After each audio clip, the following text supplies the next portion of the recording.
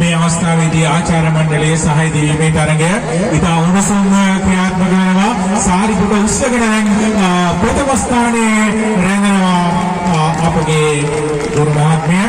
ඉතාමත් ජව සම්පන්න ලෙස වැටෙන්නේ නැතුව ඉදිරියට එන්න කියලා අපි ආරාධනය කරනවා. උදේශ මාධ්‍ය කරට තරඟයක් කරනවා මේ මොහොතේදී. සහාය දීමේ ඊළඟ ස්ථාන මාර්ග ලබා ගන්න දේශිකා මහත්මිය තමයි ඉති පෙරමුණේ ගමන් කර ලබන්නේ.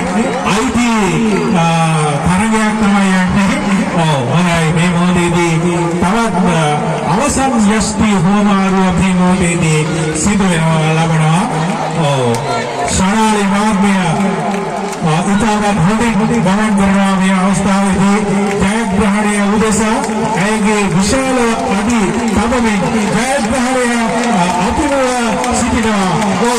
මේ මොහොතේදී හසිනී මහත්මිය ජයග්‍රහණය සිදු කරනවා.